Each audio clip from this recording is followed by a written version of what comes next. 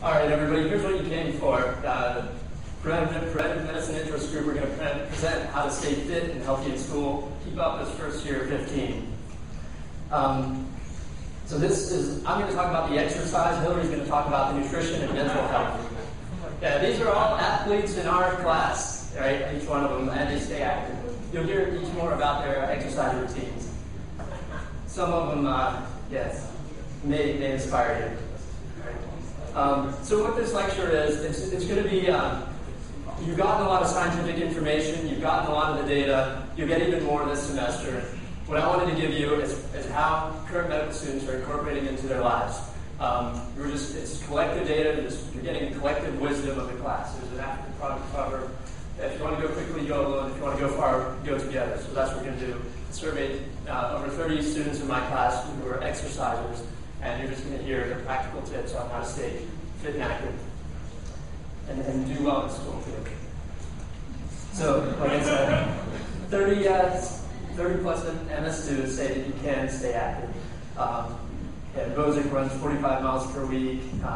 Emily and Megan, Megan told me the Teddy thing. They do spinning 3 times a week. Connor, he does his CrossFit training. Former football player, right? And intramural basketball.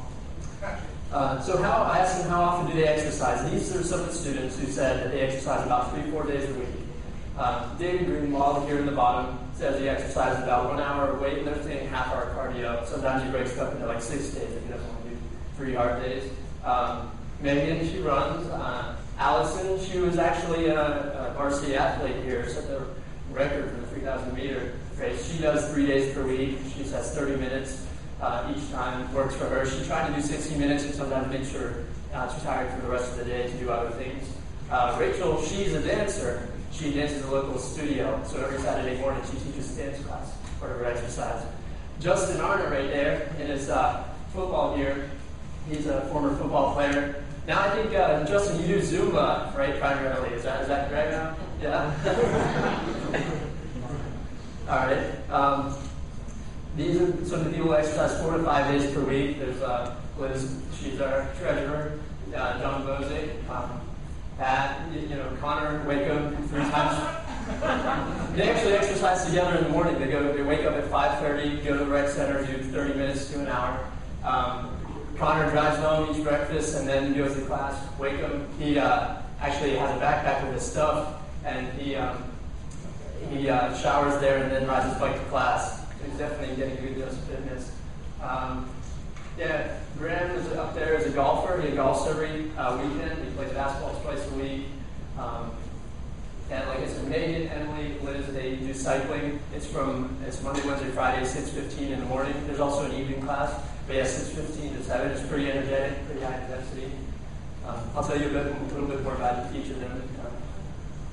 Here's some of the heavier exercises, 6 to 7 days per week. Notice in the middle of the huge weights, you can see heavy exercises. That's Sri Ganesh. She competes nationally, Olympic weightlifting. She's doing it for 6 years. It's really impressive to hear his schedule. Exercises in the morning at 5:30, or wakes up at 5:30. He exercises at both 6 a.m. and at 5:30 p.m. And Saturdays he drives to Pittsburgh and has a good nutrition plan and sleep schedule. Eric here, one of the joys about surveying classes, I really didn't realize just how much some people exercise. He wakes up at 5:30 every morning and does a 40-minute run and a 20-minute lift, and then the weekends he does a long run. Successful student. Joe here, he does. He's a big fan of intramural sports. He told me, make sure you tell him about intramural sports, and because he thought it was a good way to get together. So yeah.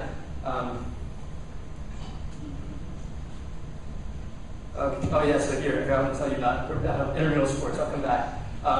So we had 2 teams. They got together, flag football. We also had intramural basketball. Our flag football team was called You're in Trouble, and it's a fun way. When you're exercising with friends, then it's a nice break, and make sure you come along. If you ever want more information about the rec center, you just call this number, 293-PLAYA. Right? Its phone numbers are only 10 digits, but I just add the A, to keep it real. You should too. All right, let's go back up. So when do they exercise? Here are the people who like to exercise in the morning. Yeah, and usually these people, they also go to bed early too. They wake up early, they go to bed early. It's like I'm in a class of geriatrics, but they find it effective. So I'm one of them. Connor, wake up, I told you. Connor goes to sleep at 9:30, So, he's only got a few daylight hours left. Thanks for being here. Let me tell you. So let me give you advice. Here's why they exercise in the morning. Connor, he prefers not to interrupt his studying, and actually, I've heard this from a few people. So they just, rather than taking a break in the afternoon and having to come back to school to study, they just prefer to get it done in the morning, and then they have the rest of the day to study and be free. Chad Wilcox, he's an interesting morning studier. He starts exercising around 9 a.m., so he actually kind of misses a few lectures, but catches up and can't take it. Very good student, though, and he says you get to ride the endorphins all day long. So, I say it energizes me, gives me a lot more energy. You're sitting a lot when you're a medical student. You're sitting when you're in lecture. You're sitting when you're studying. You're sitting when you're eating. And movement is a pretty fundamental part of human life. It's been there since we've been around. So it's good to offset the balance. And I feel that earlier gives me more energy for more part of the day. Sunday has some advice because he was previously not a morning person. And he says that first few days it's really hard to wake up that early. It takes discipline. He said, but if you just persist, you'll do it. And now he wakes up at 5:25 a.m. without an alarm. And he says it's your wake time that sets the clock, not necessarily your sleep time. That's been his experience. So I thought that was very interesting. So, but still, there are some people who said they tried the morning workouts. I asked everyone, what didn't work for you? And a lot of them said morning workouts don't work. So a lot of other people do work out after class.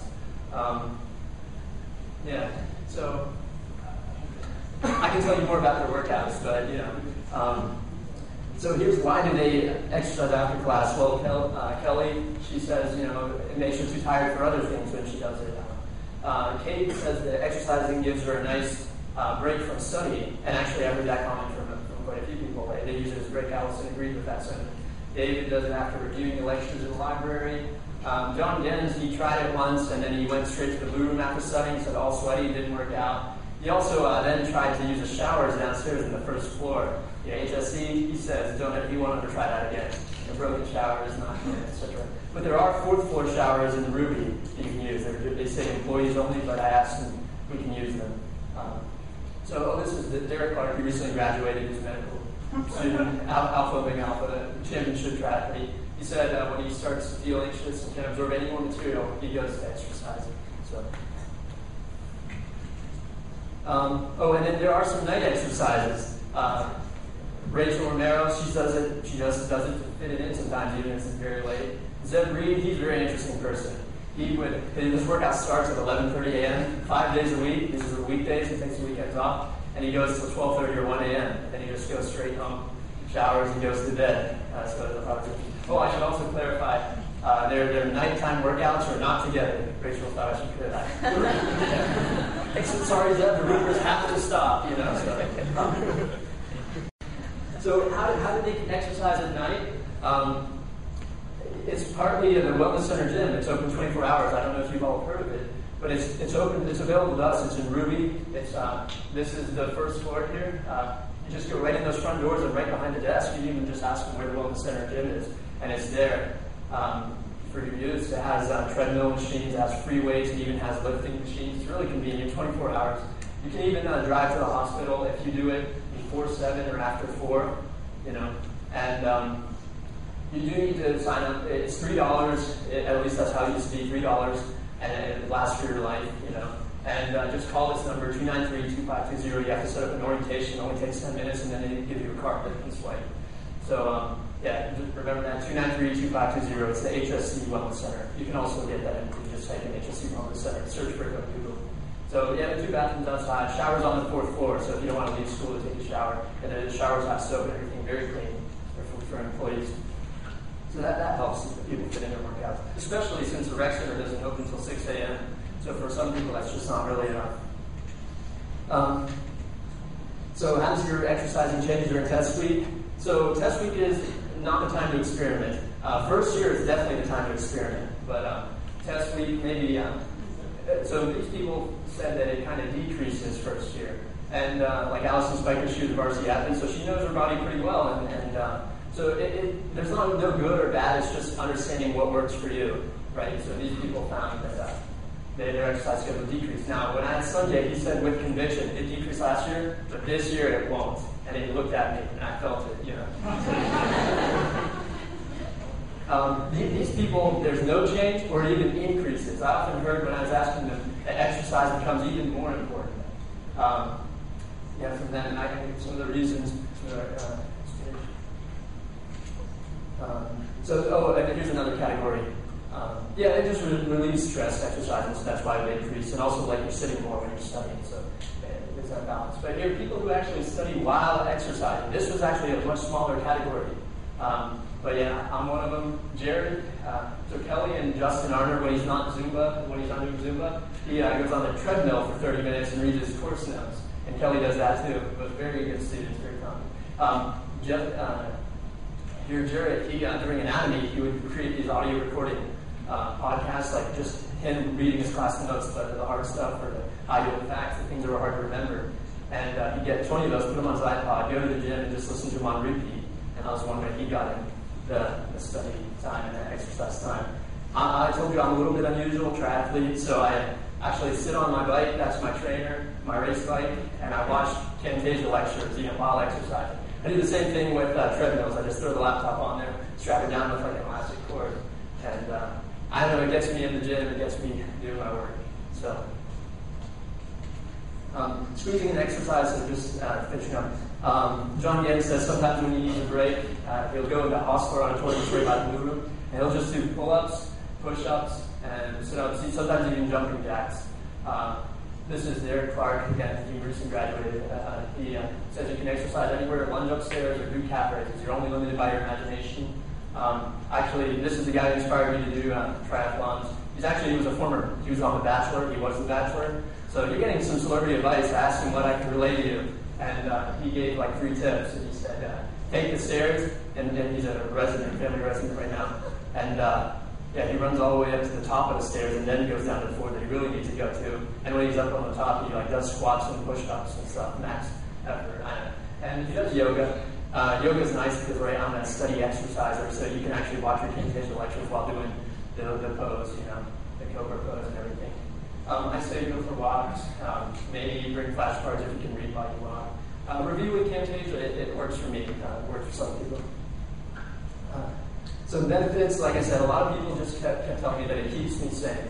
When I stopped exercising, one person said, started to feel a little depressed. If you remember Dr. Greenash's lecture, he showed how it's as effective as raising your mood as medication exercises. Another person said it wakes me up, relieves stress, and clears my mind. So I just wanted to say that during your first year this is when you should be building the habits, because next semester you're going to get more busy and with a lot of long lab hours. Second year, the material becomes harder. There's more lecture hours where you're registered 43 credit hours per semester, and so you're just kind of getting less time. And then third year, I hear it described as you just have to hang on. So it's nice to build good habits now, so that it's not easier later on. You can stay. It's going to take us all the better part of a decade to become a doctor. Your health can change quite a lot in that time. Hillary will probably mention. But small changes, if you do them for a good portion of a decade, it will change your health status quite a bit. So we're in the business of preserving lives, preserving your health, and preserving health in general. So you may find that if you follow these habits, the health you're preserving might be yours. So just keep at it. Good.